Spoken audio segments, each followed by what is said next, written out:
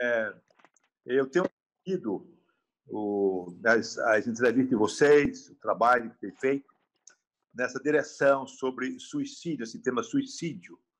Tenho acompanhado aqui pela gravação que vocês colocaram depois da discussão da gente. Quero parabenizar pela iniciativa, numa época tão própria deste assunto. O suicídio é algo que realmente preocupa as autoridades. Eu me debrucei sobre este assunto há 10 anos atrás, quando terminei minha pós-graduação em terapia familiar. Fiquei assustado com a realidade. E nessa pandemia agora, os números foram lá para cima, assustando ainda mais. E desde que começou a entrar em ação, né, a notícia de suicídio de pastores, que também tomou proporção alarmante. Portanto, eu creio que nossa instituição de pastores está trabalhando um tema próprio e necessário. Quando o Senhor diz em sua palavra, né, com o coração se crê e com a boca se confessa para a salvação, e quando ele também diz, os meus caminhos não são os vossos caminhos, os meus pensamentos, os vossos pensamentos, Deus está declarando logo, cara, a sua soberania. E a soberania de Deus é algo impenetrável. A mente humana não consegue, jamais, entender o julgamento de Deus. É soberano. Porque foge completamente a toda a nossa lógica, nossa razão de ser, a nossa própria, digamos, entre aspas, justiça. É completamente fora. Há um hino muito próprio que é cantado ultimamente, muito bonito. Recente esse hino, diz assim: ninguém explica Deus. Realmente, não tenta explicar, porque não consegue, vai piorar a situação. Então, a questão da salvação, que é uma dádiva de Deus, a graça de Deus, né? E o critério para isto, o julgamento do homem, é algo que só cabe a ele. Nós temos princípios divinos sobre salvação, e vamos tratar sobre eles. Vocês já trataram, já ouvi muitos pastores citando textos bíblicos. Entretanto, o julgar foi salvo, não é salvo, é muito complicado e difícil. E eu não compactuo com ninguém que fecha a questão achando que é o dono da verdade. Não existe. Então, vamos lá. É muito importante pensarmos, portanto, na soberania de Deus para a sua atitude de pai e senhor no relacionamento com o ser humano. Na Bíblia, qual o versículo que tem na Bíblia claramente falando que o suicida, o que cometeu suicídio, vai para o inferno? Em primeiro lugar, lembrar que o homem não vai para o inferno porque praticou esse ou aquele pecado, mas porque é pecador. Segundo, a Bíblia não trata de suicídio, como também não trata de feminicídio, patricídio, infanticídio, não trata essas coisas. A Bíblia trata do crime, do homicídio, não matarás. Eu passo a deixar claro isso. Tem lugar nenhum da Bíblia está escrito que o suicídio não vai para o céu, vai para o inferno. Lugar nenhum, porque esse tipo de pecado, né, é só nominal. O pecado original básico é a morte, é o matar, é tornar-se homicídio. Aí você tem tranquilamente os textos de Apocalipse 28, né, por exemplo, 28, né, Apocalipse 20, verso 8, que trata esse assunto. E 22, 15 também, que é muito claro que os homicídios não entrarão no reino do céu. Então, nenhum texto bíblico nós temos que fale deste assunto, a não ser do homicida. Mas o senhor, pastor Américo, aqui é a professora Fátima, eu queria lhe perguntar, o senhor que conhece um pouco a idade da psicologia das doenças mentais, se um cristão com problemas de distúrbios mentais cometeu suicídio, o senhor crê que essa pessoa perdeu a salvação? É bem interessante saber que doenças mentais, doenças psíquicas, elas são tão comuns como doenças físicas. Todos os nossos órgãos que formam o nosso corpo podem adoecer. Todos. Da unha do pé, que é um órgão do corpo, ao cérebro, é o órgão do corpo, como o coração e tantos outros. E todos nós, seres humanos, estamos passivos de sofrer doença nessas áreas, nesses órgãos. Independente de religião, de espiritualidade, enfim, qualquer cristão autêntico, verdadeiro, santificado, pode morrer de coração, pode morrer de rins, pode morrer de qualquer órgão, até a chamada, né, infecção generalizada, e mata tudo. Portanto, ter um surto psicótico, ter uma doença mental é tão comum como ter uma diarreia, é uma coisa. Então, o fato de eu ser cristão não me isenta de sofrer doença mental. Nós temos o tal do surto psicótico, que é muito forte, muito profundo, no qual o paciente perde a noção da racionalidade. É bem interessante. Há uma desconexão na mente do indivíduo. E a pessoa, em surto psicótico, ele não é responsável pelos seus atos, ele não tem responsabilidade pelos seus atos, porque ele é dependente. Aí tem todo um critério de julgamento, os psiquiatras vão analisar e tal. Mas a verdade é que a profundidade de um surto psicótico, nem o homem, nem a ciência diagnostica a intensidade total. Só Deus conhece. Então, eu não vejo dificuldade, eu não vejo como apreensivo alguém praticar um suicídio durante um surto psicótico. Não vejo dificuldade nisso. E aí, é salvo ou não é salvo? Em primeiro lugar, quer dizer que eu não posso julgar. Mas eu não duvido da salvação. Não duvido. Tendo em vista que a pessoa estava num quadro, não é, sem o mínimo controle sobre sua racionalidade. Mínimo. Mas eu não estou dizendo que aquele ali ou aquela ali, pessoa estava nesse estado. Eu não posso dizer isso. Eu não sou autoridade, nem ninguém o é mais essa. Então, o que eu posso dizer é o seguinte: alguém pode ser cristão, entrar num surto psicótico e, num momento desse, praticar o suicídio. É possível, sim. E eu não vou duvidar, como também não vou afirmar, da sua salvação, porque é única e exclusivamente decisão, critério, julgamento do nosso Pai Celeste. Então, eu sou muito claro em dizer sobre isso, né? Então, achei interessante essa colocação da pastora Fátima, né, sobre este caso. A minha pergunta é: se estabelecemos que o sangue de Cristo é capaz de perdoar todo pecado, ele não cobriria também esse pecado do suicídio, se é que é pecado? Se confessarmos os nossos pecados, e aí não diz nome de pecado, né? Qualquer transgressão é pecado, e pecado é pecado. E o sangue de Jesus é suficiente, sim, é eficiente, sim, para perdoar qualquer pecado. Existe. O único pecado não perdoado é o que já sabemos, é a blasfêmia contra o Espírito Santo, que não é o caso do suicídio, não é o caso, nem de outro pecado, do adultério, qualquer é pecado, é a parte. Então, essa pergunta do irmão, quer dizer que o Senhor Jesus, claro, é eficiente e suficiente para purificar o pecador, desde que se arrependa e confesse. Biblicamente falando, dos padrões da Bíblia, né? A gente tem profissionais, preste atenção, como bombeiros, policiais, aqueles homens salva-vidas, resguarda a vida dos outros. E eles morrem salvando a vida dos outros. Ele tem salvação, ele sabendo que vai morrer. É o caso de Sansão. Primeiro lugar, temos que entender que nenhum bombeiro, a pessoa que trabalha em profissão de risco, quando vai exercer essa profissão, sabe que vai morrer. Isso não é verdade. Isso não é verdade. Ele sabe que pode morrer. Afinal de contas, é uma profissão de risco. É um policial que vai enfrentar uma gangue armada.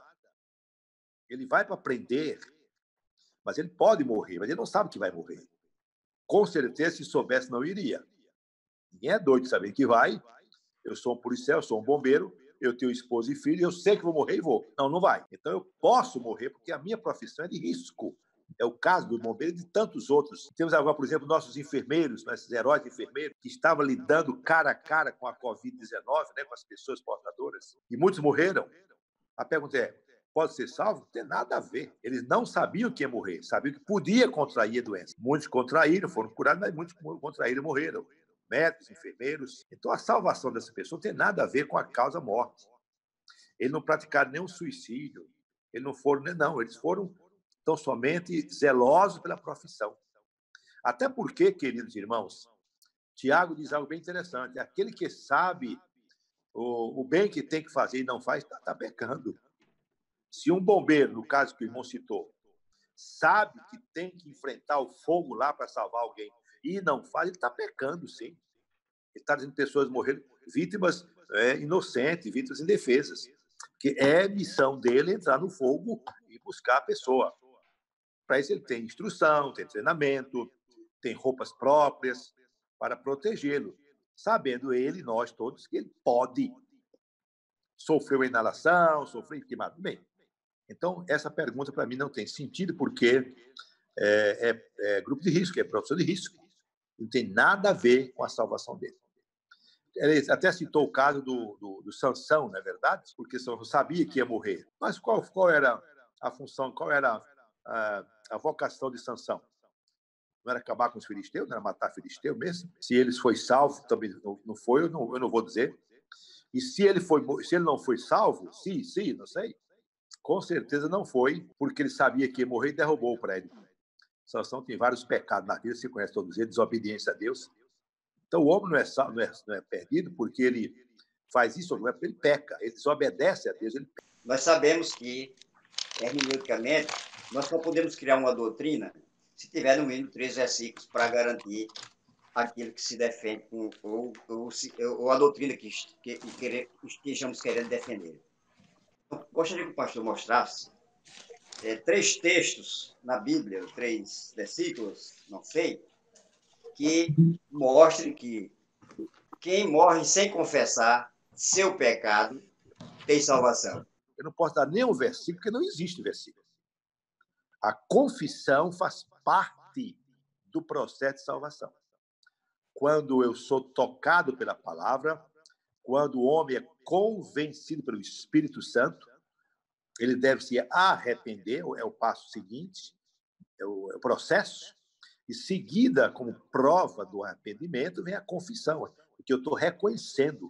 A confissão é o reconhecimento do arrependimento. É o reconhecimento de que eu devo pedir perdão a alguém a quem eu pequei, começando pelo próprio Deus, segundo, se alguém eu venho a pecar. Então, eu não vou citar nenhum versículo que prove isso, porque não existe. E é bom lembrar, os amados irmãos, que o arrependimento, veja bem, que o arrependimento ele faz parte da, como é que chama, da tridimensão, né, da ação humana e divina. Vem o arrependimento, confissão e vem o perdão de Deus. Então, é bom pensar dessa maneira. A pessoa planeja em morrer. E então ela faz uma carta pedindo perdão aos familiares e todas as pessoas que estão ao seu redor. E também pede perdão ao Criador. Essa pessoa será perdoada após o suicídio, pastor? Em primeiro lugar, arrependimento, você vai estar sobre isso, é uma mudança de opinião, de atitude. É o reconhecimento de que o que eu fiz está errado, ou o que eu deixei de fazer. Pecado de ação ou de omissão. Eu fiz errado, deixei de fazer.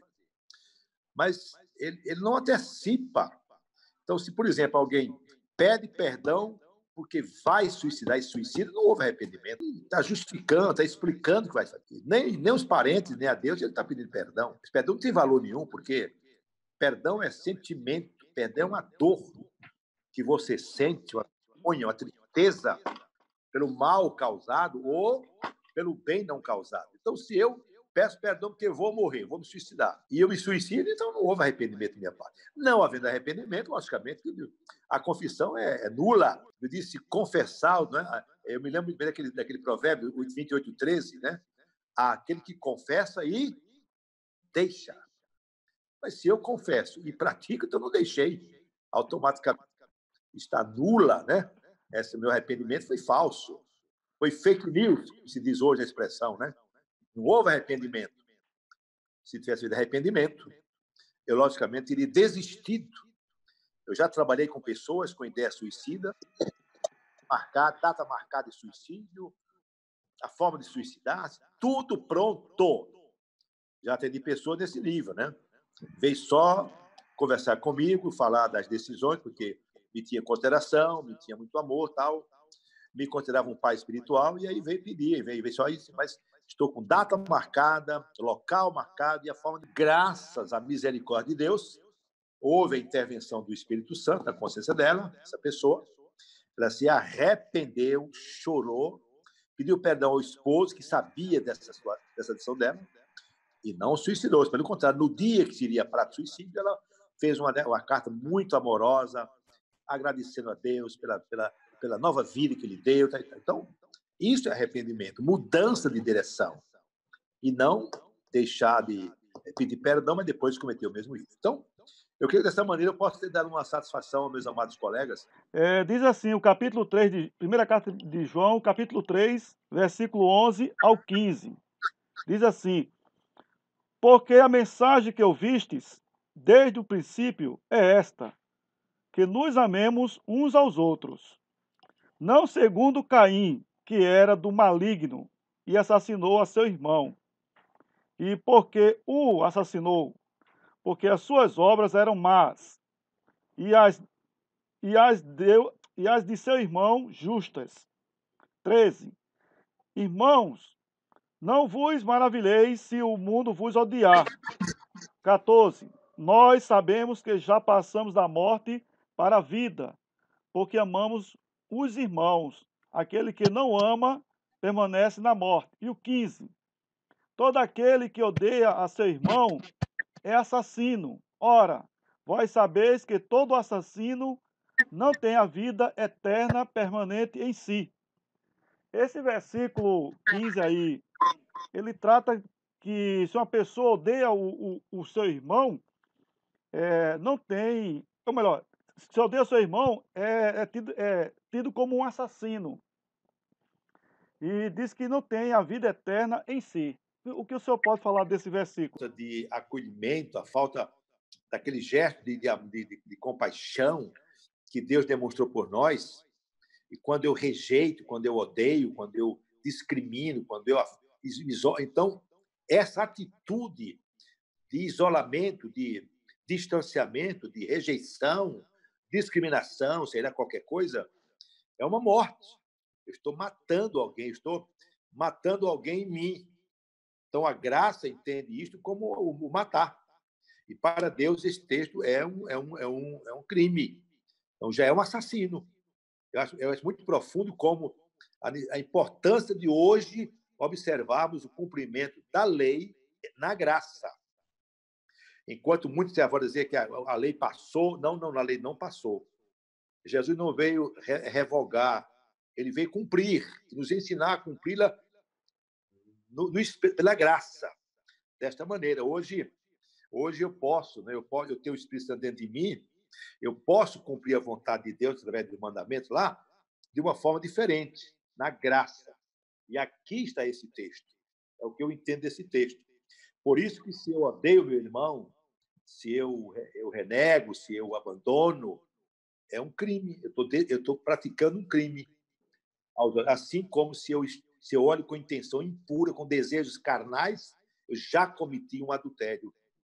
Então, ele sai da ação para a intenção, para a motivação. Há uma introspecção, não é? Do cumprimento da lei, da vontade de Deus em minha vida. Eu preciso entender isso. Isso é muito forte, pensar assim. Essa é a minha interpretação desse texto. Não sei se vai atender o irmão, mas é como eu entendo a veracidade desse texto. É importante esse texto na nossa vida. Uma pessoa que recebe pensão de uma pessoa que já se foi, e essa pensão é muito alta mesmo. E ela recebe a notícia que essa pensão foi reduzida 3 vezes o valor. E ela começa a passar por situação muito complicada na vida. Ela tenta fazer de tudo na vida, mas não consegue. e só vem para ela dificuldade financeira e dificuldade na vida. O que você diria para uma pessoa dessa que deixou de receber 3 vezes menos o valor num momento como estamos passando agora, que é a pandemia? Bem, é um caso complicado, né? Precisaríamos entender melhor o porquê disso tudo. Por exemplo, por que eu digo isso? Eu estou tratando em cima de hipótese, né?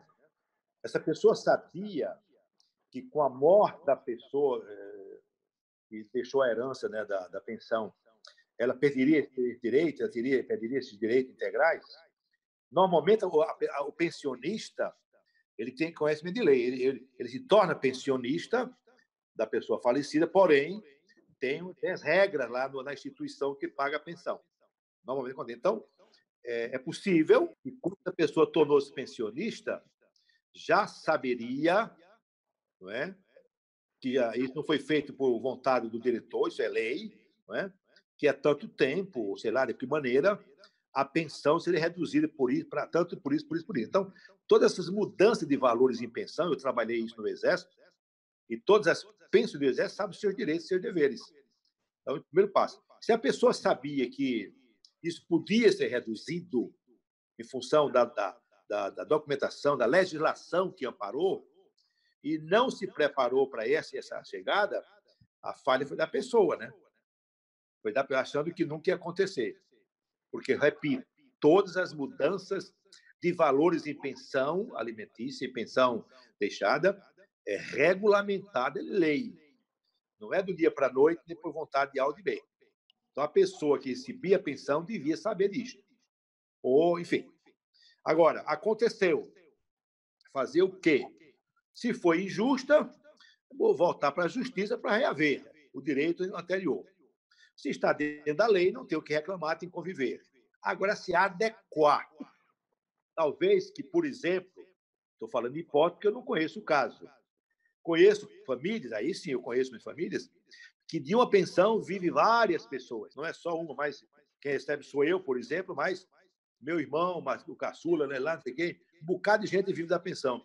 Vive de braços cruzados da pensão. Acomoda-se a pensão. E agora chegou a vez de descruzar os braços e partir para a ação. É a chamada vaca leiteira. Conhece a vaca leiteira? Uma vaquinha só, alimentando um monte de gente. Tudo que quer, a vaquinha vai e morre. E agora tem que trabalhar. Então, o que não pode é desesperar-se e morrer por causa disso, não é o caso. Reduziu o salário recebido. Volto a dizer, foi legal, é justo, isso está dentro da lei, tá, então não tem o que reclamar. Não, foi justiça, vai para a justiça. Mas estava previsto, então agora cada pessoa descruzar os braços, partir para o trabalho e saber que chama-se resiliência, né? Dar a volta por cima, e sua vida exige isso. Sacrifício, trabalhar, diminuir o padrão de vida, isso é muito interessante. A pessoa recebendo 5 mil reais por mês, tinha um padrão de vida, agora baixou para digamos, ou 2 mil reais, tem que reduzir o padrão de vida. O carro que andava tem que mudar o modelo e o ano, não é? As roupas que usava tem que mudar agora o local de comprar. Quem sabe que no lugar de ir para o shopping, vai para um brechó, né? Alguma coisa assim, né? Mas também, brechó tem cada roupa maravilhosa, só não é de shopping, não é verdade? Ou o shopping vai lá em Caruaru e compra mais barato. Então, mudar o padrão, adequar-se. Eu aprendi, meu amado irmão, uma frase, eu quero encerrar com essa frase, para essa pessoa que viverá essa experiência, é o seguinte, o importante não é o que acontece, mas é como eu administro o que acontece. Esse é o segredo. Aconteceu. Meu salário foi reduzido à metade. Infelizmente, aconteceu. E agora? O importante não foi isso, é como eu vou administrar essa realidade. E se eu quiser manter o mesmo padrão que eu tinha antes, eu vou me endividar. Então, se eu reúno a família, aqueles que dependem do salário, dependiam, olha, agora não é mais 5, é 2, é 2,5, é 1, sei lá. Então, vai ser assim a partir de agora, é uma readequar-se, né, à nova realidade. Tudo bem, a vida toca, dando sempre graças a Deus por tudo. Isso é muito importante. Graças a Deus pelos 5 que eu recebia, agora pelos 2 eu vou receber. Graças a Deus por tudo. Tem gente pior do que eu. Nem esses 2 tem mais tempo para ter. Pensando nisto, você vai dar glória, graças a Deus, porque tem, e tocar a vida de Jesus. Tá bom, meu filho?